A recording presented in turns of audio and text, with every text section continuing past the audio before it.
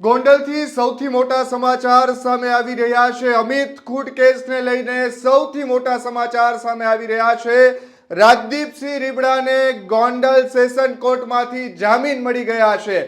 ઉલ્લેખનીય છે કે છેલ્લા કેટલાક સમયથી તેઓ જામીન માટે પ્રયાસ કરી રહ્યા હતા। હાલ રાજદીપસિંહ રીબડા જે છે તેઓ જેલમાં બંધ છે। જુનાગઢ જેલ ખાતે તેઓ બંધ છે। રાજદીપસિંહ રીબડાને ગોંડલ સેશન કોર્ટે જામીન આપ્યા છે। હાલ શરતી જામીન આપ્યા હોવાનું સામે આવી રહ્યું છે।